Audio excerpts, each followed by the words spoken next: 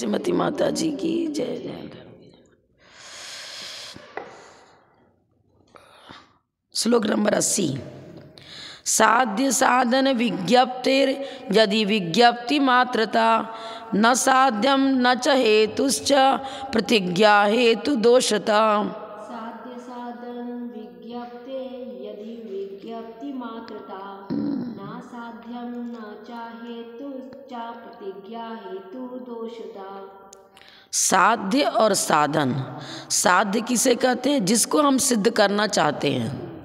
साधन ऐसा हेतु जो अवश्य ही साध्य को सिद्ध कर दे, वो हुआ साध्य। अविनाभाव संबंध रखने वाला साध्य अविनाभावित्व निश्चितो हेतु। साध्य और साधन का स्वरूप इस प्रकार है। अब विज्ञानाद्वैतवादी कहता है कि विज्ञप्ति मात्र ही सब कुछ है। साध्य और साधन दोनों ज्ञानात्मक हैं। ज्ञान को छोड़कर अन्य दुनिया में कोई पदार्थ है ही नहीं। अरे मुझे घट का ज्ञान है तब तो हम कहते हैं ये घट है, पट का ज्ञान है तो हम कहते हैं पट है। तो ये सब ज्ञान पर ही टिके हुए हैं, ज्ञानात्मक ही हैं। अब बताओ, ज्ञानात्मक हैं तो हमारा ज्ञान तो चैतन्य की परिणति ज्ञान है। चैतन्य की दो परिणति है, ज्ञानोपयोग दर्शनोपयोग। जीव की चैतन्य गुण की परिणति को हम ज्ञान कहते हैं, और जो घटपट आदि पदार्थ है वो पौद्गलिक हैं। एक तो चैतन्यात्मक है, ज्ञानात्मक है, जिसका संबंध अविनाभाव संबंध जीव के साथ में है। बाह्य पदार्थ जो घटपट आदि हैं उनके साथ जीव का अविनाभाव संबंध नहीं है, वो बिल्कुल भिन्न है। पुत्र पौत्र धन संपत्ति मकान दुकान ये सब अलग हैं हमसे। ज्ञायक जो जीव द्रव्य है वो अलग एक पदार्थ हुआ, और गेय रूप घटपट आदि जो पदार्थ है वो अलग हुए, क्योंकि दोनों में प्रदेश भेद है। अब प्रदेश भेद को स्वीकार नहीं कर रहा है, उस चीज़ की चर्चा ही नहीं करता है। और विज्ञानाद्वैतवादी बोलते हैं कि साध्य और साधन ये दोनों विज्ञप्ति मात्र हैं, ज्ञानात्मक ही हैं। साध्य और साधन में द्वैत भाव ही नहीं, एक रूपता है। विज्ञप्ति मात्रता बता रहा है, अद्वैत को सिद्ध कर रहा है। सर्वथा अद्वैत नहीं है। सर्वथा अद्वैत होगा तो एक को हम साध्य कर रहे हैं, एक को साधन कर रहे हैं। और साध्य साधन में भी ज्ञान जीव के पास में है। और विज्ञानाद्वैतवादी क्या बताते हैं? घटपट आदि बाह्य पदार्थ भी ज्ञानात्मक ही हैं, सर्वथा ज्ञानात्मक नहीं है। जैसे कैमरे के अंदर बहुत सारे लोगों की फोटो आ गई, सामने जो बैठे थे फोटो खींचा। अब बताओ, जो 10-20 मेंबर जो बाहर बैठे हुए हैं उनकी फ़ोटो कैमरे में आ गई। कैमरा भी एक अलग पदार्थ है, उनका रिफ्लेक्स है फोटो में, कैमरे के अंदर उनकी रिफ्लेक्स है। वो तो वहीं को ही बैठे हैं, कैमरे में थोड़ी घुस गए। उनका बाहरी अभाव हो गया क्या? कैमरा और कैमरे के अंदर की फ़ोटो और जो सामने बैठे कैंडिडेट हैं वो सब एक हो गए क्या? सर्वथा एक नहीं है। वो तो अपना फ़ोटो खिंचाता है फिर चल देता, अलग चल देता है कैमरे में, तो उसकी आकृति अंकित हुई है, छवि मात्र है। छवि मात्र एक अलग वस्तु हो गई, छवि, और वो वस्तु अलग हुआ। हम चलते तो मेरी छाया पड़ती है, तो छाया तो उस पृथ्वी पर पड़ी, पृथ्वी का परिणमन हुआ। भूमि तदाकार रूप नमन कर रही है। जैसा व्यक्ति का आकार है उस प्रकार भूमि में आकार नजर आ रहा है। व्यक्ति अलग और छाया अलग, कथनचित लगाऊं, सर्वथा अलग भी नहीं, सर्वथा अभिन्न भी नहीं, सर्वथा भिन्न भी नहीं और सर्वथा अभिन्न भी नहीं। ठीक है ना? व्यक्ति यूँ नहीं कहेगा परछाई हो तुम, ये कहोगे तुम नहीं हो तो परछाई भी नहीं है, परछाई है तो तुम नहीं हो। ये खराब, एक साथ उपलब्धि होती है ना, दोनों की उपलब्धि एक साथ होती है। तो करा विज्ञप्ति मात्र, इसी तरह ज्ञेय पदार्थ और ज्ञेय और ज्ञायक, जानने वाला, जैसे सामने नील कमल रखा हुआ तो मेरे ज्ञान में भी नील कमल झलका, तो ज्ञानात्मक नील कमल और द्रव्यात्मक नील कमल दोनों को ये एक रूप स्वीकार कर रहा है, क्योंकि दोनों की उपलब्धि एक साथ हो रही है। अपन यूँ कहेंगे ना, पुद्गल की पर्याय है। हाँ, शब्दों बंदो और क्या, जो दादा से यह पुद्गल दवस पच जाए वो चीज़ है। लेकिन यहाँ पर ये क्या बता रहा है, मतलब पदार्थ और जिस पदार्थ का हम ज्ञान करते हैं वो ज्ञान दोनों में भेद स्वीकार नहीं कर रहा। हम जब स्व को जानते हैं तो स्व द्रव्य, स्व चेत, स्व काल, स्वभाव एक रूपता आ गई। चलो वो भी हम अलग अलग शब्द का प्रयोग कर रहे हैं, स्व द्रव्य, स्व क्षेत्र, स्व काल, स्वभाव, लेकिन इस चतुष्टय में प्रदेश भेद नहीं है। जो स्वद्रव्य है वही स्व क्षेत्र है, वही स्व काल है, वही स्वभाव है अपेक्षाकृत, लेकिन संज्ञा लक्षण आदि का भेद पड़ रहा है। सर्वथा अभेद तो जैनाचार्य के अंदर डिक्शनरी में कहीं बताया ही नहीं है। अब ये कह रहा है साध्य और साधन इनकी विज्ञप्ति मात्रता है, पदार्थ को अलग उसका अस्तित्व स्वीकार नहीं कर रहा है। पदार्थ का अलग से अस्तित्व स्वीकार न करते हुए सभी पदार्थों को ज्ञानात्मक मात्र ठहरा रहा है। परछाई भी ज्ञानात्मक ठहरा रहा है। ज्ञान के अतिरिक्त, देखो लिखा है ना, ज्ञान के अतिरिक्त अन्य कुछ है ही नहीं, ज्ञान के अतिरिक्त अन्य कुछ नहीं, ऐसा कह रहा है वो। पर ऐसा कहा जाए तो आचार्य कहते हैं एक को साध्य बना रहे हो, एक को हेतु बता रहे हो, फिर दृष्टांत भी दे रहे हो। अरे तीन का सहारा ले रहे हो तुम और सर्वथा अद्वैत सिद्ध करना चाहते हो, कैसे बना? साध्य, हेतु और चकार से दृष्टांत। च दिया ना नीचे की लाइन में, च साध्यम हेतुश्च, साध्य, हेतु और दृष्टांत आदि इन सब का सहारा ले रहे हो और फिर कहते हो सर्वथा अद्वैत। ये विज्ञान अद्वैतवादी अपने को, अपने सिद्धांत को अद्वैत बताते हैं, पर द्वैत का सहारा लिए बिना अद्वैत की सिद्धि हो ही नहीं सकती। द्वैत का सहारा लेना है ना, साध्य, हेतु, दृष्टांत सब ले रहे हैं। तो आचार्य बोलते हैं तुम्हारे कथन में तो, हे विज्ञानाद्वैतवादी, तुम्हारे कथन में प्रतिज्ञा दोष, हेतु दोष, दृष्टांताभास सब घटित हो रहा है। तुम स्ववचन बाधित हो, अद्वैत को सिद्ध करना चाहते हो और द्वैत का सहारा ले रहे हो। एक को साध्य बना रहे हो, एक को हेतु बता, दृष्टांत दे रहे हो। देखो उसने दृष्टांत क्या दिया, नीचे देखना आप। सबसे पहले अपन देखेंगे प्रतिज्ञा किसे कहते हैं। साध्य युक्त पक्ष के वचन को प्रतिज्ञा कहते हैं। जैसे इस पर्वत पर अग्नि है, ये प्रतिज्ञा वाक्य हुआ। अग्नि कहाँ सिद्ध कर रहे हैं? पर्वत पर। पर्वत पर अग्नि सिद्ध की जा रही है। पक्ष माने साध्य युक्त पक्ष, अग्नि युक्त पर्वत, अग्नि युक्त पर्वत अर्थात साध्य युक्त पक्ष है ना। साध्य हुए अग्नि, पर्वत अग्नि पर ही दिखाई जा रही है। तो साध्य युक्त पक्ष के वचन को प्रतिज्ञा कहते हैं। जैसे इस पर्वत पर अग्नि है, यह प्रतिज्ञा वाक्य हुआ। धूमवत्वात्, अभी धूम नजर आ रहा है, वहां से निकलता हुआ धुआं नजर आ रहा है, तो हेतु किसको बनाया? धूम को। संवेदना द्वैतवादी माने ज्ञानाद्वैतवादी, संवेदनाद्वैतवादी अपने संवेदनाद्वैत तत्व को सिद्ध करने के लिए कहते हैं कि नीला पदार्थ और नीले का ज्ञान अभेद। अरे अभेद कैसे हो जाएगा? नील तो पुद्गल के अंदर रहने वाला, पुद्गल द्रव्य में वर्ण, गंध, रस, स्पर्श 4 गुण है। वर्ण गुण की पर्याय है नीला, वो पुद्गल है, पुद्गल की पर्याय है। अब आप कहो कि पुद्गल की पर्याय भी सर्वथा कैसे माने?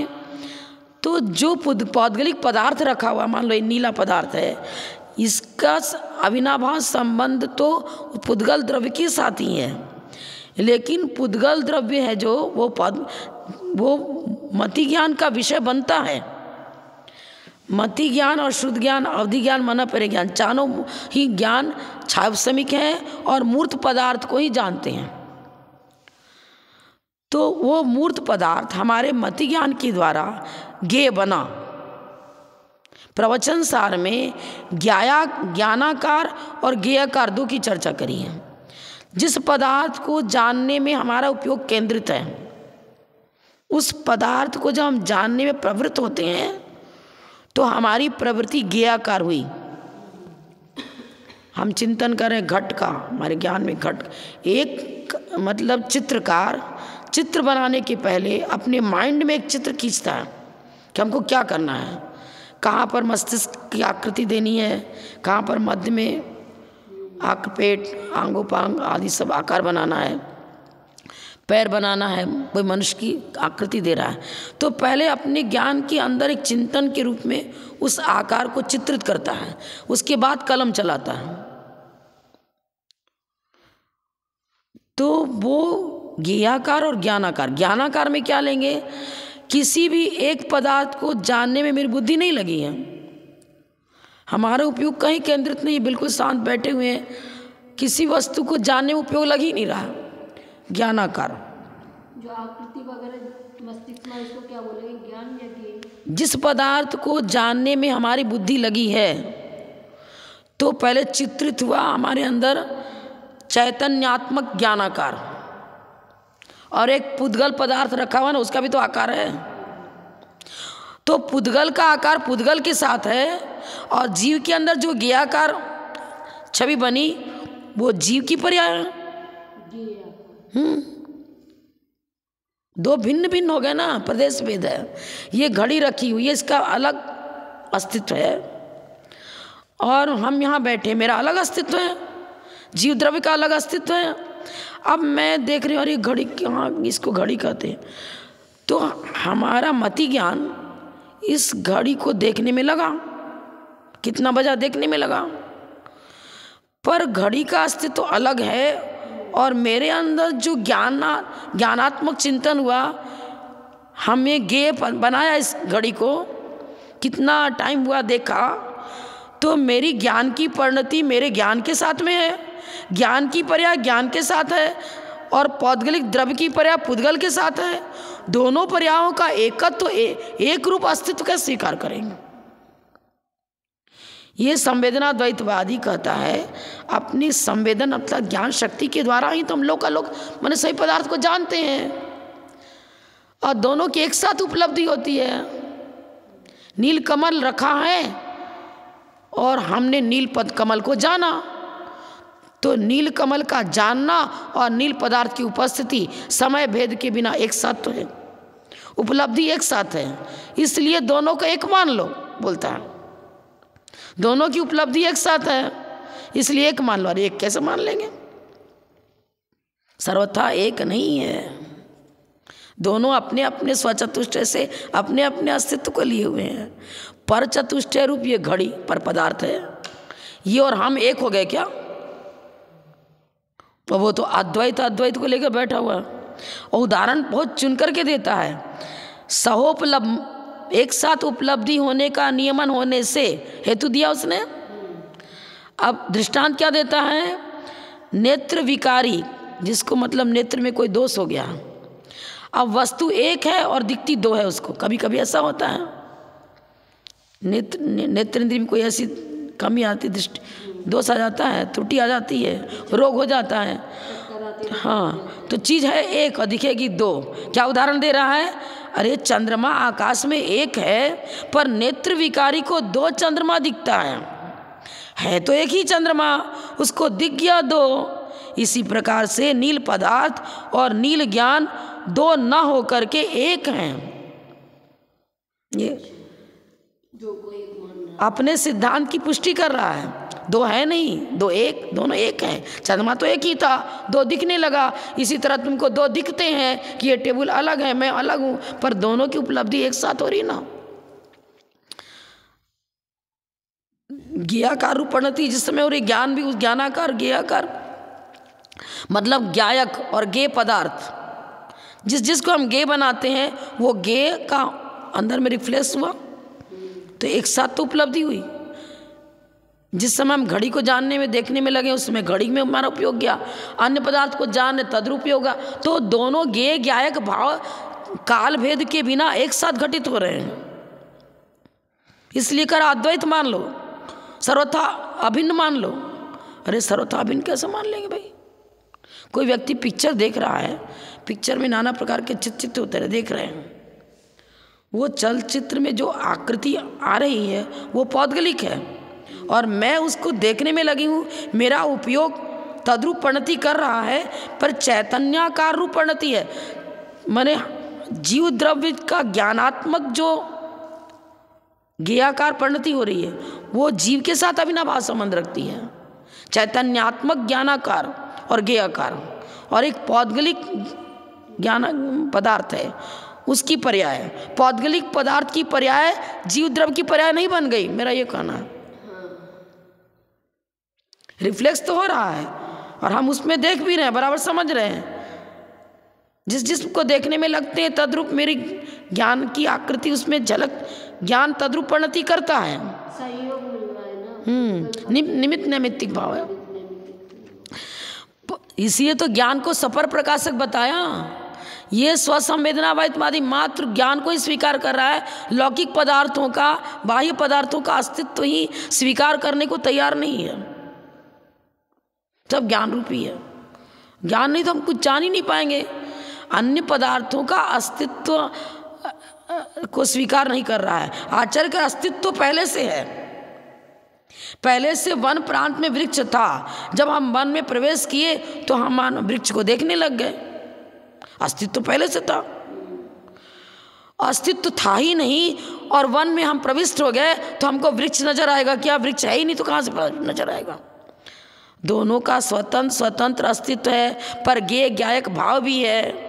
कथनचित ज्ञेयाकार ज्ञानाकार एक भी और कथनचित ज्ञेयाकार ज्ञानाकार अनेक भी, भिन्न भी स्वीकार करो और भिन्न भी स्वीकार करो। पर पदार्थ को जब हम जान रहे हैं तो हम पर चतुष्टय रूप परिणत नहीं कर जाते हैं। ये चीज है। अब ये क्या बता रहा है, देखो क्या कहता है। नील पदार्थ, नेत्र विकारी के दो चंद्रमा का दर्शन होते हुए भी चंद्रमा वास्तव में एक ही है, वैसे ही नीला पदार्थ और नील ज्ञान दो न होकर ज्ञानाद्वैत रूप एक ही वस्तु है। बताओ, पहले से वृक्ष में नील कमल लगा था तालाब में, या कोई गुलाब का फूल था नीले वर्ण का, पहले से वृक्ष में वो मौजूद है, उसकी मौजूदगी को अलग से स्वीकार करो। है ही नहीं तो मेरे ज्ञान में क्या झलकेगा? मेरा भी अस्तित्व पूर्व से बनाया हुआ, हमारा हम भी अपना अस्तित्व लिए हुए हैं और वो वृक्ष में फूल भी पहले से लगा हुआ है। दोनों का स्वतंत्र अस्तित्व है। पर ज्ञेय ज्ञायक भाव तब बनता है जब हम उस बगीचे में पहुंचते हैं और खिले हुए नीले रंग के गुलाब के पुष्प को देखते हैं। ज्ञेय ज्ञायक भाव की चर्चा पहुंचे हम बगीचे में और हमने दृष्टि डाली उस पर, देखा अरे नील कमल है, बहुत नीला गुलाब है, बहुत सुंदर है। अब ज्ञेय ज्ञायक भाव हुआ। अब सर्वथा अद्वैत कैसे बनेगा? उनका अस्तित्व स्वयं था पहले से, हमारा अस्तित्व स्वयं था पहले से।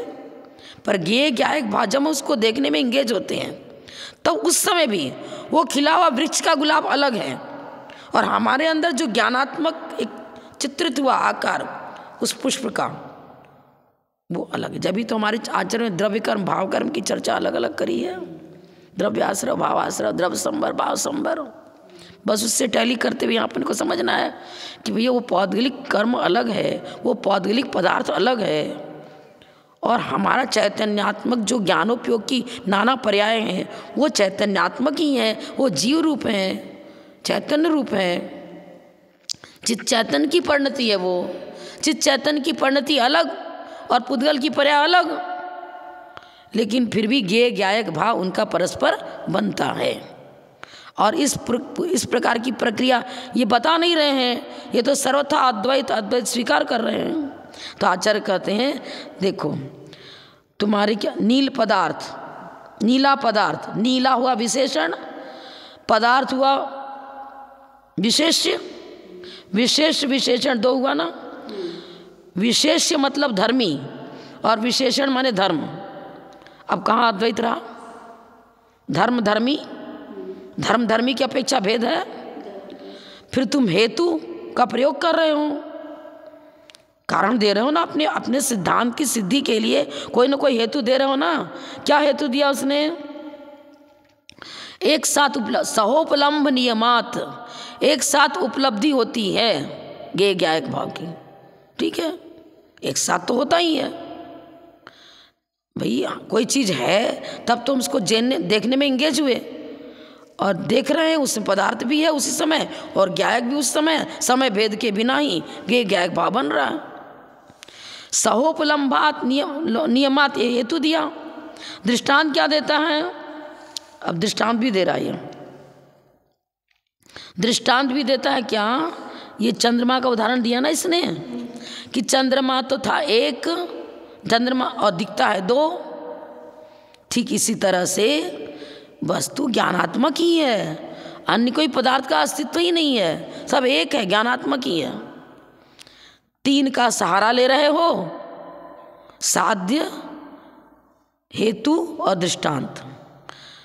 प्रतिज्ञा वाक्य का प्रयोग कर रहे हो, हेतु का प्रयोग कर रहे हो, दृष्टांत का प्रयोग कर रहे हो और धर्म धर्मी भाव लेकर चर्चा कर रहे हो। नीला कमल बता रहे हो, नील पदार्थ बता रहे हो, दो चंद्रमा बता रहे हो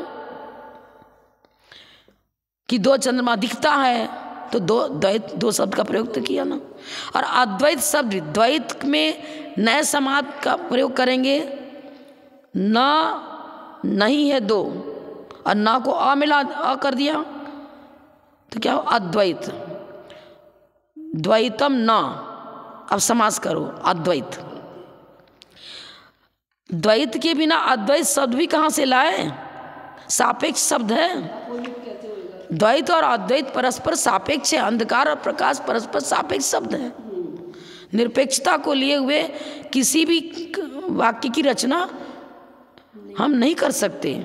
किसी को साध्य बनाएंगे, किसी को साधन बनाएंगे, फिर दृष्टांत देंगे, सर्वथा अद्वैत कहाँ रहा? आगे देखो, आचार्य बता रहे हैं इसमें हेतु दोष भी घटित होता है। उक्त हेतु नील और नील ज्ञान की पृथक उपलब्धि के अभाव से, वो बता रहा है नील ज्ञान और नील पदार्थ दोनों की पृथक उपलब्धि नहीं है। नील ज्ञान भेद के अभाव को सिद्ध करता है, नील ज्ञान नील के भेद के अभाव को सिद्ध करता है। बताओ अभाव कैसे हो जाएगा? कोई नीला तो पुद्गल द्रव्य की पर्याय है, जीव के अंदर तो वर्ण गंध रस स्पर्श है ही नहीं। हम तो ज्ञाता दृष्टा स्वभाव है। जो मेरा स्वरूप नहीं है वो मतलब निश्चय से तो वो हमारा धर्म बन ही नहीं सकता। उपचरित असद्भूत व्यवहार से वो ज्ञेय ज्ञायक भाव पर पदार्थ के साथ घटित होता है। उपचरित असद्भूत व्यवहार ने, उपचरित क्यों लगाया और असद्भूत क्यों लगाया? तो असद्भूत इसलिए लगाया कि दोनों का प्रदेश अलग अलग है। जिस नील कमल की हम चर्चा कर रहे हैं वो नील कमल तो एक वनस्पति का एक है जो अलग भिन्न से मुझसे भिन्न है, अलग पदार्थ है और जानने वाला अलग पदार्थ है। तो प्रदेश भेद होने के कारण से हमने असद्भूत लगाया। अब संश्लेष संबंध भी नहीं है, संश्लेष संबंध भी नहीं है। संश्लेष संबंध का मतलब एक क्षेत्रावगा होना, जैसे द्रव्य कर्म का इस जीव छद्मस जीव संसारी जीव द्रव्य कर्म का उस जीव के साथ दूध और पानी की तरह एक क्षेत्रावगा संबंध। एक क्षेत्रावगा संबंध कहाँ है? वो कमल तो तालाब में खिला हुआ नजर आ रहा है और हम तो तालाब के किनारे खड़े हुए हैं। कहाँ संश्लेष संबंध है? ये तो बिल्कुल अद्वैत भिन्न भिन्न द्रव्य ही स्वीकार नहीं कर रहा है। कमल नील कमल रूप एक भिन्न द्रव्य है और ज्ञानात्मक कमल एक भिन्न है नहीं, तो वो ज्ञानात्मक ही है। जो वृक्ष है उसमें पौधा है वो भी ज्ञानात्मक है, मात्र ज्ञानात्मक। दुनिया में जितनी चीज़ है वो सब ज्ञानात्मक ही है। अरे ज्ञान में रिफ्लेक्स किसका पड़ेगा? कैमरे में फोटो किसकी आएगी? तो सामने कोई है ही नहीं तो किसकी फोटो आएगी? उन व्यक्तियों का अस्तित्व पहले से है, तब कैमरा फोटो खींचने वाला आया, व्यवस्थित किया और उनकी फोटो खींच ली। है ही नहीं तो किसकी रिफ्लेक्स आएगी उसमें, कैमरे में? दोनों का स्वतंत्र अस्तित्व स्वीकार करना पड़ेगा। नहीं, कार्य कर ही नहीं रहा। दोनों अभावों में परस्पर संबंध सिद्ध नहीं है। संबंध का अभाव उसी प्रकार है जिस प्रकार की गधे और सींग में संबंध का अभाव है। आचार्य बता रहे हैं, अरे जैसे गधे की पर्याय में उस गधे को सींग नहीं होता, इसी प्रकार से ये तुम्हारी सारी चर्चा कि सब ज्ञानात्मक ही है, उनका अस्तित्व ही नहीं है, ये तुम्हारी चर्चा उतनी मूर्खता का सूचक है जैसे कोई गधे को सींग कर दिखाना चाहे, सिद्ध करना चाहे। गधे में सींग का संबंध का अभाव है, उसी प्रकार तुम्हारे कथन में अद्वैतपना जो सिद्ध करना चाह रहे हो वो अद्वैतपना की कथनचित युक्ति संगत नहीं है, किसी प्रकार से भी युक्ति संगत नहीं ठहरता। सर्वथा अद्वैत युक्ति संगत नहीं ठहरता। कैसे नहीं ठहरता? जैसे कोई गधे की पर्याय में उसको सींग होता है या सिद्ध करना चाहे, नहीं होगा ना सिद्ध। गधे को सींग होता ही नहीं है, बैल को होता है, गाय को होता है, हिरण को होता है, गधे की पर्याय में सींग है ही नहीं। जो हेतु साध्य के साथ अविनाभाव संबंध न रखता हो, आचार्य खंडन कर रहे हैं ना, अविनाभाव संबंध नहीं है, वह साध्य को सिद्ध करने में समर्थ नहीं होता, इसलिए असिद्ध हेतु कहलाया। उसने हेतु क्या दिया था? सहोपलम्भात, स उपलम्भ नियमात, एक साथ दोनों की उपलब्धि होती है। ज्ञेय ज्ञायक भाव समय भेद के बिना घटित होता है। अरे उस तो ज्ञान अपने कार्य को कर रहा है, ज्ञेय अपने स्वरूप को लिए हुए है, स्वरूप परिवर्तन नहीं हुआ। एक साथ उपलब्धि मात्र होने से आपका हेतु अनेक प्रकार से दोषों से ग्रसित है, यही मत कहो आप। अविनाभाव संबंध का अभाव है, सक्रम भाव नियमो अविनाभाव, ये परिभाषा हेतु की हुई। ये परिभाषा आपके दिए हुए हेतु में घटित नहीं हो रही है। अविनाभाव संबंध नहीं है, प्रदेश भेद नजर आ रहा है, सभाव नियम भी नहीं ठहर रहा है, क्रम भाव नियम भी नहीं ठहर रहा है, फिर अविनाभाव संबंध कहाँ रहा?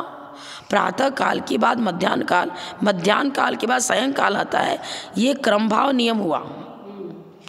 और जहाँ जहाँ जीव है वहाँ वहाँ चेतना है, वहाँ जहाँ जहाँ ज्ञान है वहाँ वहाँ जीव है, जहाँ जहाँ जीव है वहाँ वहाँ ज्ञान है, ये स्वभाव नियम हुआ। इस प्रकार का लक्षण आपके हेतु में नजर नहीं आता है।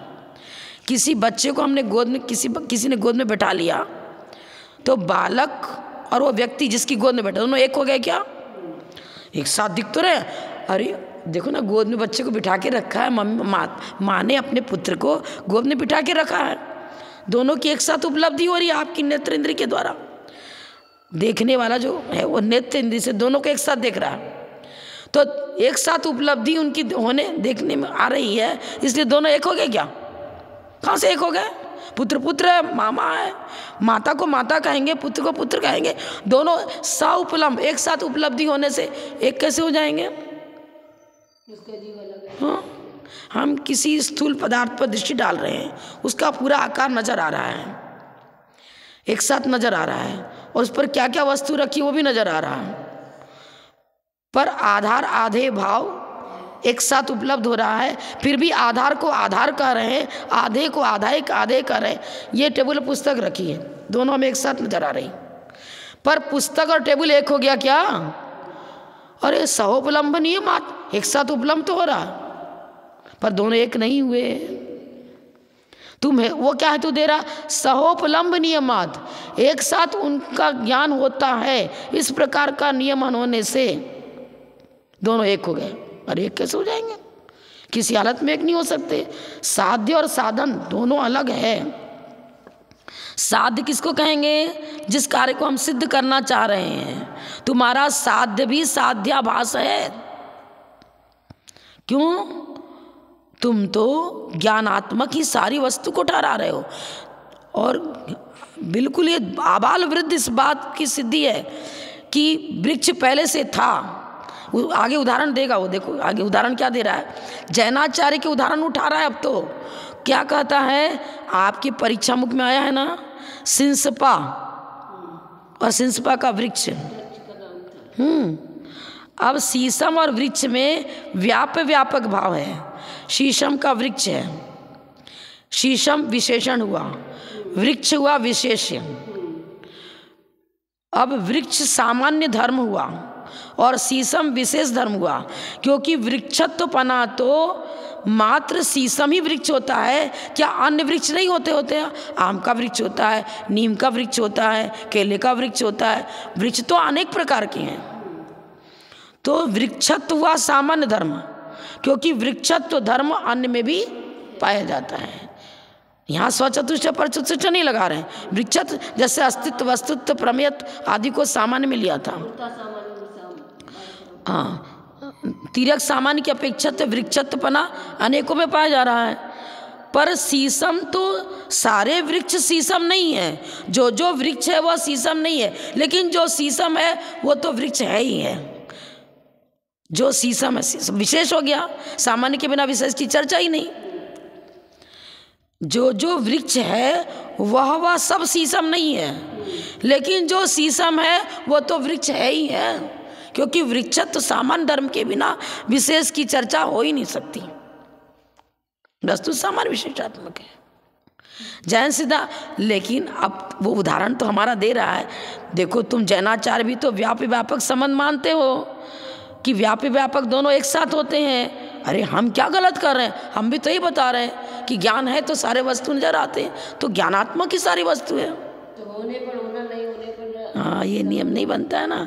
कार्य कारण भाव देखो क्या बता रहा है। कार्य कारण भाव तुम जैनाचार्य मानते हो, पर हम कहाँ कहते हैं कि जो कार्य है वही कारण है, जो कारण है वही कार्य है। हम सर्वथा हम देखो उपादान कारण की अपेक्षा से क्या बताते हैं। उपादान कारण किसको कहते हैं? जो स्वयं कार्य रूप प्रमाण करता है, लेकिन कारण अनेक प्रकार का है। देखो, मान लो सोने की डली थी, उससे कारीगर ने घड़ा बना दिया। अब हम घड़ा को घड़ा कहते हैं, सोने की डली नहीं कहते। सुवर्णत्व तो उसमें मौजूद हुआ, उस अपेक्षा से तो एकता है। सुवर्ण वही सोना आप घड़ा रूप में प्रमाण किया, वही सोना वही है, सोना वही है, लेकिन पर्याय भिन्न हो गई ना।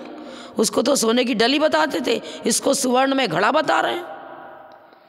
हमारे यहाँ कार्य कारण की व्याख्या जो है वो सब युक्ति संगत है। तुम उसको सर्वथा एक कहोगे तो फिर कार्य कारण दो शब्द भी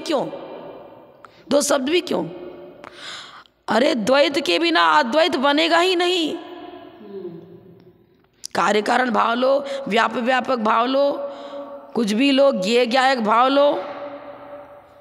पहले द्वैत दो शब्द ला रहे हो, फिर अद्वैत घटित कर रहे हो। युक्ति हेतु भी युक्ति संगत होना चाहिए। साध्य की परिभाषा जैसा आचार्य ने बताया है वैसा ही होना चाहिए। साध्य किसे कहते हैं तो बताया ना। अरे साध्य जिसको हम सिद्ध करना चाहते हैं, परीक्षा मुक्त में उसकी परिभाषा बताई है कि पर्वत पर अग्नि है, तो साध्य बताया। हाँ, अब साध्य की परिभाषा है, अभी मेरे को तुरंत दिमाग में नहीं आ रही है, फिर बताऊंगी मैं। लेकिन जैनाचार्य ने जैसा साध्य का स्वरूप बताया है उसी प्रकार समझना चाहिए। इष्टम अबाधितम सिद्धम साध्यम, इष्टम अबाधितम असिद्धम साध्यम, इष्टम अबाधितम असिद्धम। इष्ट का मतलब किसी प्रकार से संशय, पर से अनध्यवसाय आदि दोष न आवे, अव्याप्ति, अतिव्याप्ति, असंभव दोष न आवे, तब वो इष्ट हुआ, युक्ति संगत है। जिसको हम सिद्ध करना चाहते हैं वो साधिष्ट हुआ, जिस विषय को हम सिद्ध करना चाहते हैं वो इष्ट हुआ। पर वो इष्ट भी युक्ति संगत होना चाहिए ना। हम इष्ट बनाते किसको? पश्चिम में सूर्य उदित होता है, इष्ट हुआ क्या? नहीं हुआ ना। उसी को इष्ट बनाओ जो युक्ति संगत बैठे। सूर्य तो पूर्व में उदित होता है, ये इष्ट सही है। अबाधितम मात्र इष्ट विशेषण नहीं, अबाधित, किसी के द्वारा बाधित न हो। माने अव्याप्ति, अतिव्याप्ति, असंभव आदि दोषों से रहित हो। असिद्धम, जो पहले से सिद्ध नहीं है उसको हम सिद्ध कर रहे हैं। अब कोई बच्चा है वो जानता ही नहीं अ किसे कहते हैं, आ किसे कहते हैं, क किसे कहते हैं। तो जिसको अज्ञात अवस्था में जो बालक पढ़ा उसको हम सिखा रहे हैं। असिद्धम, जो विषय पूर्णतः भी सिद्ध नहीं हुआ उसी को हम साध्य बनाते हैं। जो सिद्ध हो ही चुका है उसको साध्य क्या बनाएंगे?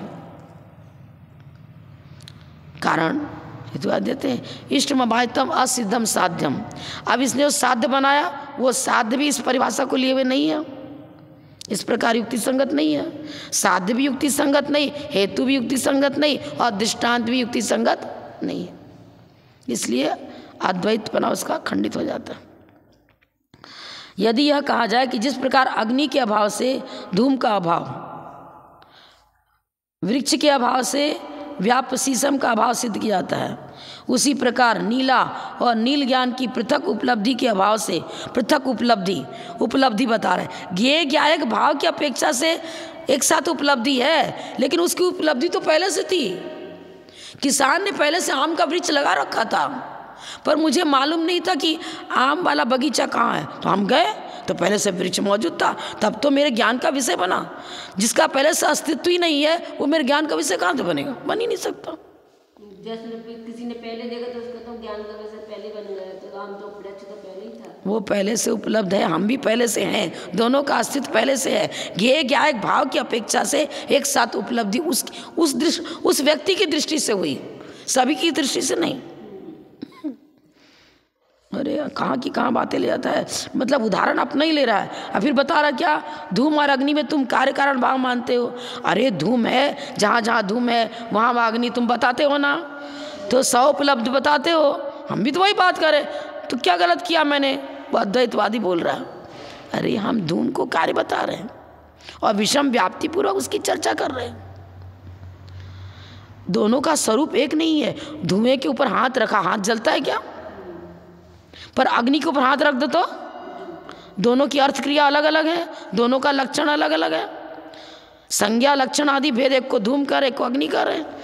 कार्य कारण भाव है, ठीक है। वो गीली अग्नि का संपर्क होने के कारण से वो अग्नि पूर्णतः प्रज्वलित नहीं हो पाती है, फिर दोनों के की संयोगी पर्याय हो गई धूम। अपन अंतर हम तो भेद भी दिखा रहे हैं, अभेद भी दिखा रहे हैं। हमारे यहाँ कार्य कारण भाव धूम के साथ घटित हो रहा है, पर कार्य कारण भाव घटित हो रहा है, स्वरूप भेद भी तो बता रहे हैं, लक्षण भेद बता रहे हैं, संज्ञा भेद बता रहे हैं, अर्थ क्रिया दोनों की अलग अलग है। अग्नि के अंदर प्रकाशकत्व है, दाहकत्व है, वो धूम में ना प्रकाश है ना दाहकत्व है, स्वरूप भेद है ना। ये भेद नहीं बताते हम तो अलग, किस अपेक्षा से भेद, किस अपेक्षा से अभेद, सारी चर्चा है। ये हर दृष्टि से अभेद अभेद अभेद दिखा रहा है, कहाँ से बनेगा? बनना ही नहीं है। इस प्रकार भेद और भेद भी होता है ना हमारे तो जैनाचार्य की अपेक्षा। व्यापक के अभाव में व्यापक का अभाव सिद्ध नहीं होता। इस प्रकार भेद और पृथक उपलब्धि का संबंध चूंकि विज्ञानाद्वैतवादियों के विरोध दोष के कारण सिद्ध नहीं बनता। आचार्य बता रहे हैं सर्वथा अद्वैत मत मानो, सर्वथा अद्वैत माने पर नाना प्रकार के दोष आते हैं। विरोधी दोनों का लक्षण परस्पर विरुद्ध है। जिसको धर्मी कहोगे उसको धर्म मत कहो, दोनों का लक्षण अलग अलग, शब्द अलग अलग, संज्ञा भेद, लक्षण भेद, स्वरूप भेद, दोनों की अर्थ क्रिया अलग अलग। सहोपलम्ब नियम रूप हेतु भेदा भाव को, भेद के अभाव को मानता है। अरे वस्तु भेदा भेदात्मक है, सर्वथा भेद का अभाव करोगे तुम्हारा कथन युक्ति संगत नहीं ठहरेगा। पृथक उपलब्धि का अभाव रूप हेतु असिद्ध है, यथार्थ नहीं है, किसी प्रकार उसकी सिद्धि नहीं होती है। असिद्ध हेत्वाभास हो गया ना, नहीं है। ठीक है, पढ़ें क्या?